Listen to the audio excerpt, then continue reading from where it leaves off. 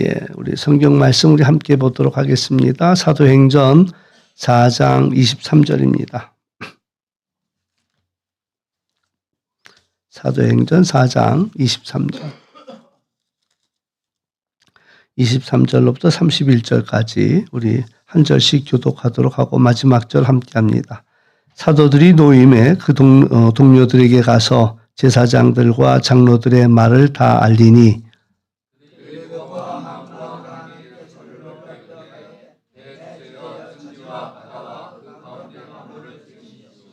또 주의 종 우리 조상 다윗의 입을 통하여 성령으로 말씀하시기를 어찌하여 열방이 분노하며 족속들이 허사를 경영하는고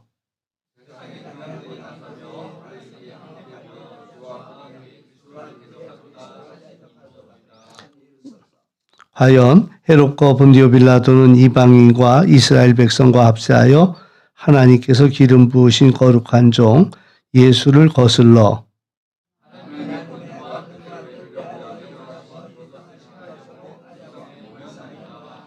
주여 이제도 그들의 위협함을 굽어보시옵고 또 종들로 하여금 담대히 하나님의 말씀을 전하게 하여 주시오며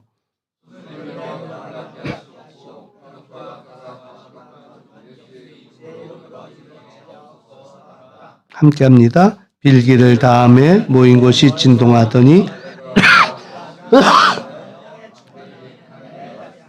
전하니라. 아멘. 네. 오늘 말씀은 이제 교회에 대한 이야기, 교회, 기도하는 교회라는 제목으로 함께 말씀을 나누고자 합니다.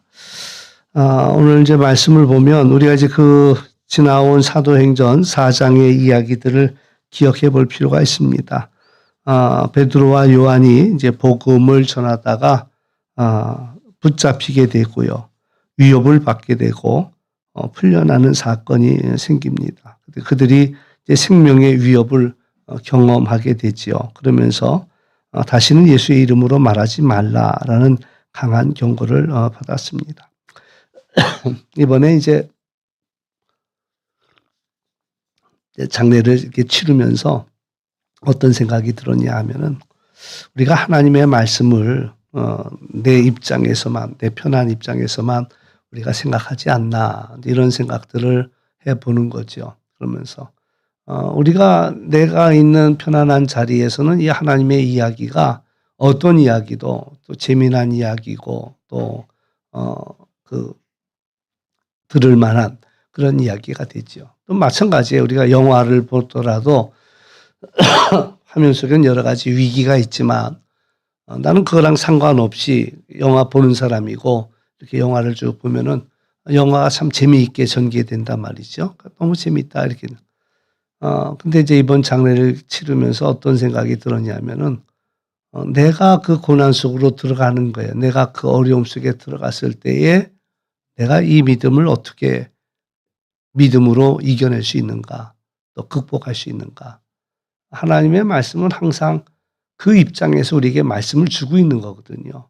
근데 우리는 편안한 자리에서 그 말씀을 보다가 뭐 다 받을만 하고 볼만 하고 그러니까 나도 믿음이 있구나라는 생각을 하지만 그러나 이제 그 자리에 주어졌을 때에 우리의 믿음이 다 흔들리는 거예요. 내가 믿음이 좋은 줄 알았는데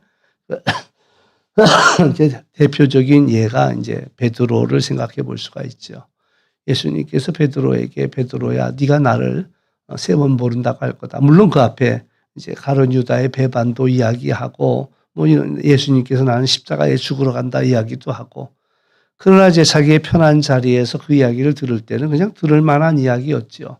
그러니까 예수님이 이제 베드로에게 꼬집어서 네가 나를 3번 모른다고 할 거다라는 이야기를 했을 때 베드로는 펄쩍 뛰면서 자기는 그런 일이 있을 수가 없다는 거죠. 자기 암만 생각해도 어떻게 나를 그렇게 보시냐 막 이렇게 흥분할 만도 합니다. 그러니까 자기는 그런 마음이 눈꽃만큼도 없었거든요.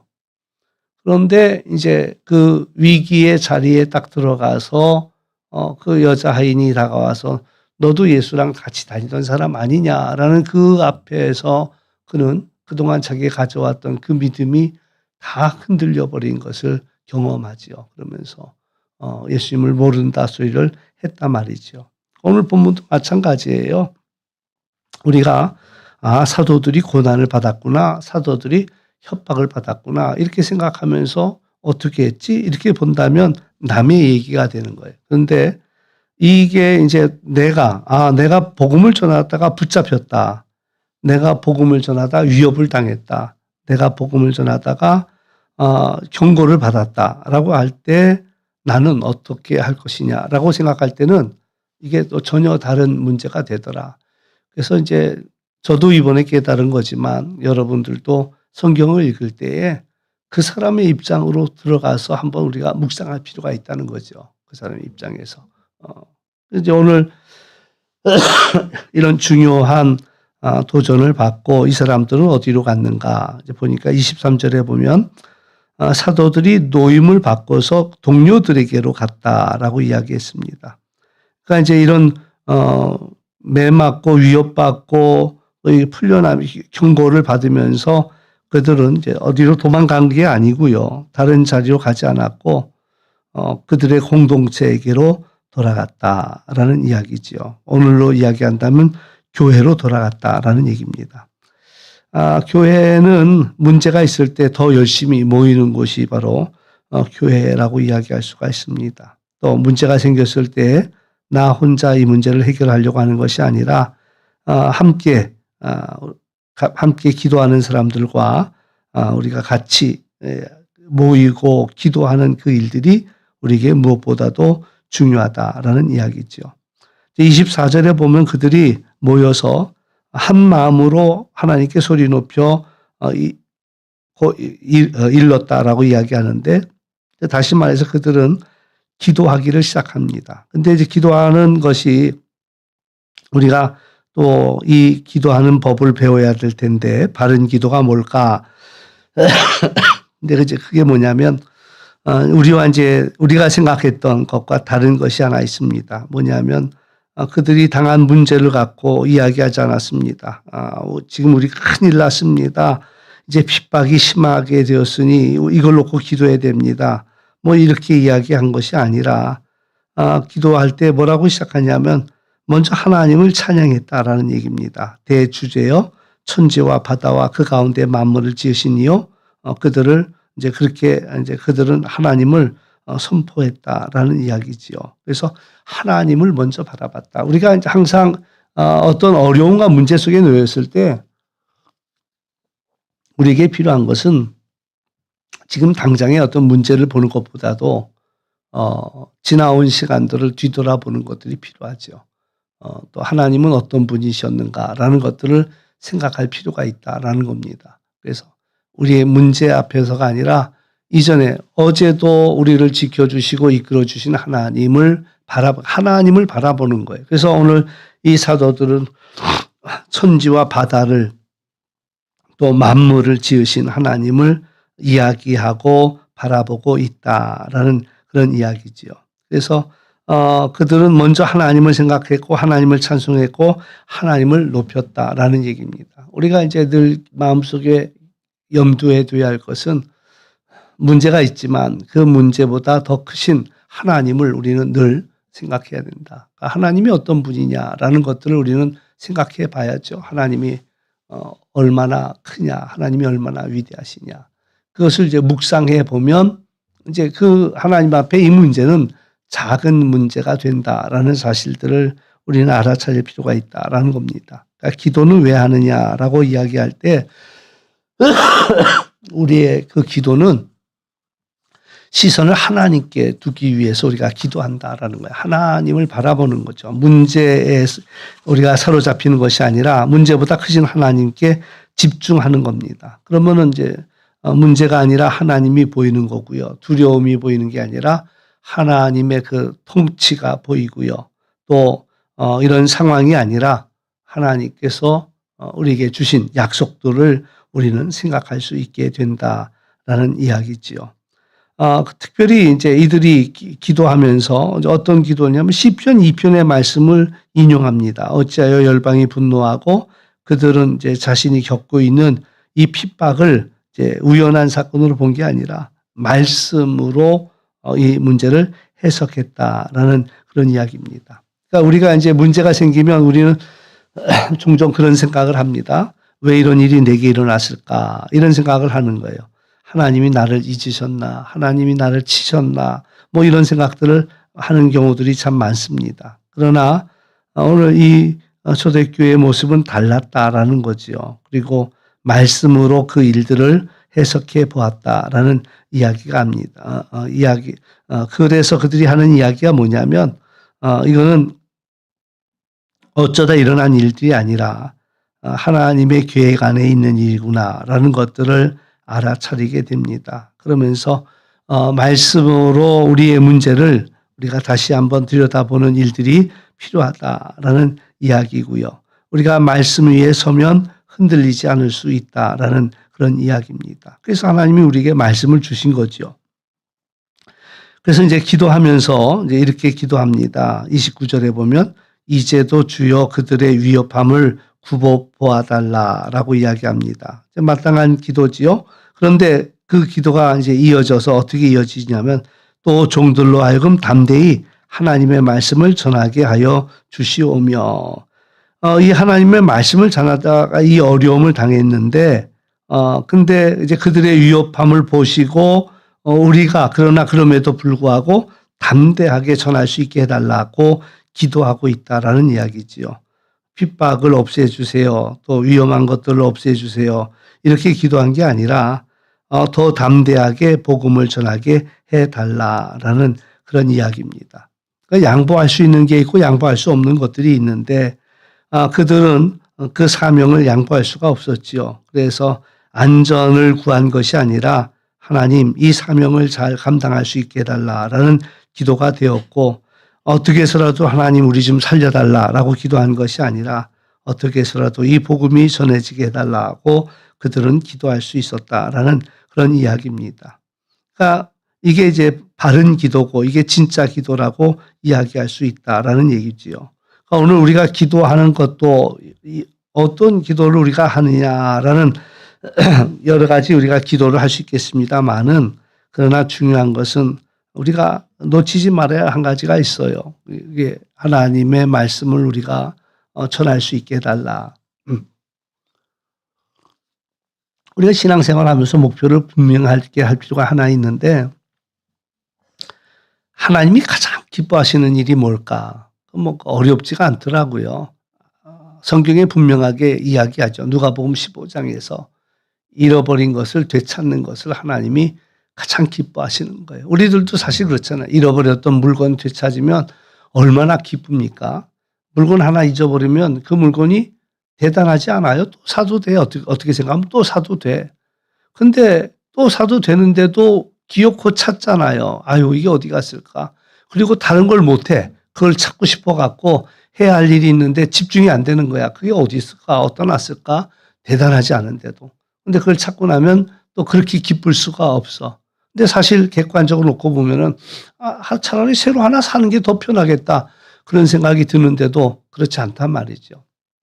근데 하나님께서 잃어버린 영혼들을 되찾는 것을 하나님이 가장 기뻐하신다. 성경을 읽다 보면 저는 그렇게 생각해요. 하나님이 가장 기뻐하시는 일은 잃어버린 영혼을 되찾는 일이다. 그러니까 우리가 전도하는 일이 우리에게 무엇보다도 소중하다. 왜? 하나님을 기쁘시게 하기 위해서도 우리는 그 일을 할 필요가 있다라는 얘기고요. 우리가 할 수 없는 일을 하나님이 우리에게 요구하지는 않거든요. 그러니까 우리가 뭐 좀 더 준비가 되어야 된다면 그때까지 하나님 기다리시겠지요. 그러나 우리가 지금 당장 할 수 있는 것은 그 한 영혼을 품고 기도하는 일이다라는 얘기입니다. 그럼 기도하다 보면 어떤 모양을 통해서도 하나님은 이끌어 주실 것이다라는 그러한 이야기지요. 그래서 여러분들이 한 영혼을 품고 기도하기 시작하시라라는 그러한 이야기를 드릴 수 있겠고, 그 우리의 기도의 가장 큰 기도의 제목은 결국 한 영혼을 구하는 일이다라고 이야기할 수가 있습니다. 그래서 하나님 한 영혼을 우리가 구하게 해달라. 또 이 복음을 우리가 어느 자리에서든 담대하게 이야기할 수 있게 해달라. 우리가 분명하게 이야기하게 해달라. 이제 뭐 두려움 때문에 못하고 있습니까? 그럼 주님 그 두려움을 넘어설 수 있는 마음들을 주십시오라고 기도할 필요가 있고요. 또 괜히 전도했다가 망신당하는 게 창피할까 봐 그렇습니까? 오늘 주님 그 창피를 넘어설 수 있는 마음들을 내게 주십시오. 우리가 이제 살다가 보면 여러 가지 일들이 있지요. 그러나 창피한 것도 문제가 안 될 때가 있습니다. 또 두려운 게 문제가 안 될 때가 있어요. 어떤 막중한 일들을 닥치다 보면 그 남의 눈이 이제 더 이상 무서워지지 않을 때가 있단 말이지요. 우리가 이제 그럴 때가 있는 거와 마찬가지로 기도하다가 보면 이제 사람들이 무섭지 않고 기도하다가 보면 부끄럽지 않고 우리가 때를 얻으나 못 얻으나 그 이야기를 할 수 있는 때가 왜? 주님이 내게 가장 소중하면 주님이 내게 가장 귀하면 우리가 그 귀한 주님을 우리는 이야기할 수 있다라는 그런 이야기지요. 그래서 오늘 이들의 기도는 그렇습니다. 생명의 위협을 받아놓고서도 주님 우리에게 이 사명을 감당할 수 있게 해달라라고 이야기하고 있다라는 그런 이야기지요. 이제 그랬을 때에 그들에게 일어난 일들이 오늘 이제 말씀이 이어지는 말씀을 보면 그들에게 성령 충만함이 베풀어졌다라는 그런 이야기입니다. 31절에 보면 빌기를 다음에 모인 것이 진동하더니 무리가 다 성령이 충만하여 담대히 하나님의 말씀을 전하게 되었다. 진동이 일어났다라는 것은 하나님이 임재했다라는 것을 보여주는 하나의 사인입니다. 그래서 하나님이 함께 하신다라는 사인. 그들이 열심히 기도했는데 진동이 일어난 거예요. 그리고 두 번째 사람들이 성령으로 충만해졌다. 그러니까 사람들이 성령 충만이 뭐라고 그랬습니까? 성령께 내가 사로잡히는 걸 말합니다. 내가 성령을 붙잡은 것이 아니라 성령이 나를 붙잡아 주는 겁니다. 그러니까 성령께서 나를 꽉 붙잡고 있는 것들을 느끼는 거예요. 하나님께서 나를 지금 꼭 안아주시는구나. 나를 꽉 붙잡아 주시는구나. 이걸 느낄 수가 있는 거예요. 그러니까 이제 기도하는 사람이 달라지는 거죠. 기도는 우리를 달라지게 만든다라고 이야기할 수가 있습니다. 그러니까 더 이상 두렵지 않고 담대할 수 있었다라는 그런 이야기입니다. 그래서 이제 결과 그들은 더 복음을 담대하게 전할 수 있는 자들이 되었다라는 그런 이야기지요. 그래서 때를 얻으나 못 얻으나 우리는 복음을 전할 수 있다. 그런 이야기입니다. 그래서 우리가 이제 전도하라 그러면 스트레스 받는 게 내가 전도해도 저 사람 안 오면 어떡해요. 안 오는 건 상관없습니다. 안 오는 건 내가 전도했느냐 안 했느냐가 중요한 문제지 그 사람이 그 말을 듣고 왔느냐 안 왔느냐는 다른 문제라는 사실이에요. 하나님이 당신을 사랑하십니다를 종이에 적어주는데 비싼 종이에 적어줄 수도 있고 구겨진 종이에 적어줄 수도 있어요. 상관없어요. 그 안에 메시지는 하나님이 당신을 사랑한다는 메시지가 같기 때문에 그게 중요한 거지. 구겨졌느냐 비싼 종이냐.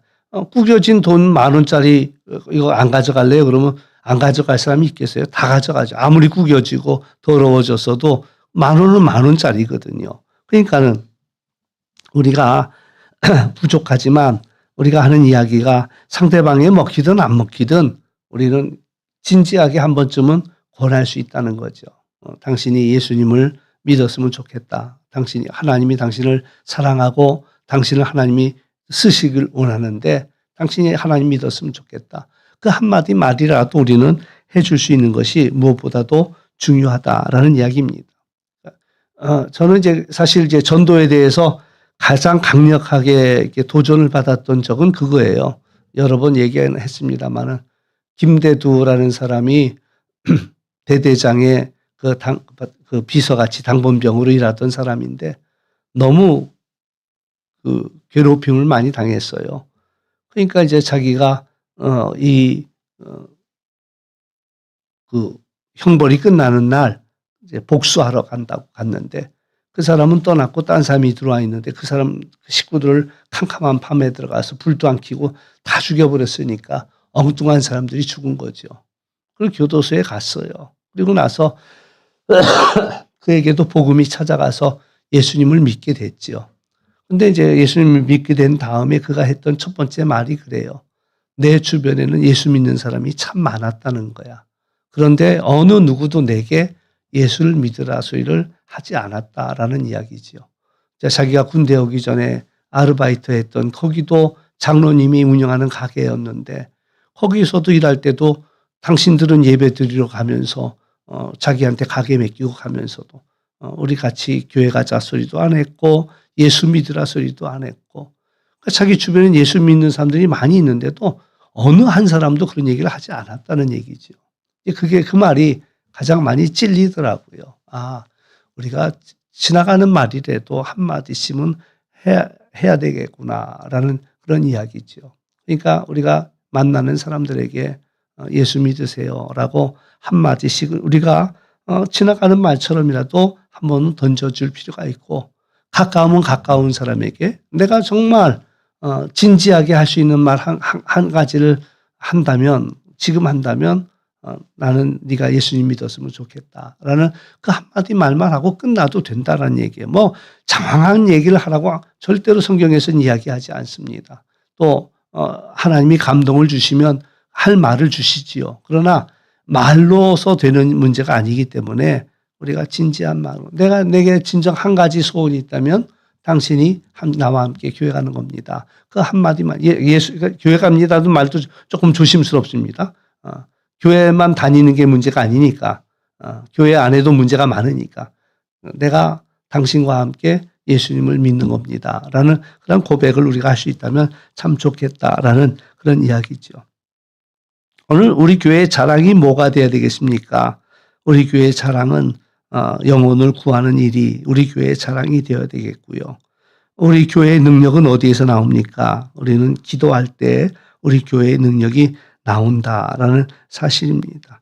초대교회가 기도를 했거든요. 기도를 했는데 기도를 하다 보니 그 핍박 속에서도 더 확장이 될 수 있었고 위기 속에서도 더 강해졌다라는 이야기입니다. 그래서 기도하는 교회는 막히지 않는다라는 이야기고요. 하나님의 능력을 덧입기 때문에 기도가 하나님의 능력을 연결해 주기 때문에 그만큼 우리가 기도하는 일이 또 먼저 중요하다. 전도하는 일, 전도하기 위해서는 먼저 기도해야 된다는 거죠. 기도하다 보면 하나님이 그에게 기회도 주시고 또 우리에게 말할 재주도 주시고 또 우리에게 그에게 그 말할 수 있는 기회도 하나님이 주신다라는 그런 이야기입니다. 그러니까 이제 좀 우리의 기도가 조금 수준 높아질 필요가 있습니다. 우리 뭘 위해 기도합니까? 당장 오늘 하루 먹고 살 것을 위해서 기도합니까? 또 당장 내게 닥친 문제만 놓고 기도합니까? 그러나 그 모든 우리가 기도할 수밖에 없는 상황이 우리에게 던져질 때 사실 그거는요 하나님께서 우리로 하여금 기도하라고 부르시는 사인이에요. 뭐 어떤 유치한 문제일지라도 우리는 기도해야 되겠네라는 마음을 하나님이 주실 때에 더 깊은 기도로 이끌기 위해서 던져주신 기도 제목들이지요. 그러나 중요한 것은 가장 중요한 것은 우리가 한 영혼을 구원할 수 있는 그런 기도가 되어야 된다라는 이야기고요. 오늘 말씀 중에서 또 하나 중요한 것은 그들이 한 마음으로 하나님께 소리를 높였다라고 이야기합니다. 그러니까 한 마음으로 함께 집중해서 하는 기도가 무엇보다도 중요하다. 개인 기도도 중요하고요. 또 함께 마음을 모아서 하는 기도가 굉장히 중요하다라는 이야기죠. 그래서 어쩌면 우리 모든 예배 가운데도 오늘 금요일 밤에 기도하는 이 예배가 어쩌면 가장 막강한 또 파워풀한 그러한 시간이 아닐까라는 생각들을 합니다. 왜냐하면 우리 같이 기도하는 목소리를 모아 기도하는 시간이 있기 때문에 그렇다라는 이야기고요. 함께 기도할 때 우리의 믿음들이 서로 연결되고 또 함께 기도할 때 서로가 담대하게 하고 또 함께 기도할 때 성령의 역사가 나타난다라는 이야기고요. 오늘 우리에게 있어야 할 일은 기도의 회복이다라고 이야기할 수가 있습니다. 함께 부르짖어 기도하고 특별히 사명을 위해서 함께 기도하는 그런 일들이 필요하다. 기도하면 성령 충만해지고요. 성령 충만해지면 담대해지고요. 담대하다 보면 우리가 복음을 전할 수 있다라는 사실 기억하면서 하나님 중심의 기도 또 하나님의 그 사명을 구하는 그러한 기도가 되어야 되겠다라는 이야기입니다. 그래서 하나님, 내 상황이 바뀌기를 기도하기보다 나를 통해서 이 복음이 전해지게 해 주십시오. 더 담대할 수 있도록 또 성령으로 충만할 수 있도록 우리가 기도한다면 하나님은 응답해 주십니다. 그래서 오늘 우리가 기도할 때 기도하는 교회가 막히지 아니하고요. 또 기도할 때 전도가 살아난다라는 사실 기억하시면서 우리가 여기 있는 우리가 먼저 달라질 필요가 있다라는 그런 이야기입니다. 그래서 오늘도 하나님 앞에 기도하면서 이 땅을 살면서도 하나님의 뜻을 이룰 수 있는 그런 우리 모두가 될 수 있기를 주의 이름으로 축원합니다.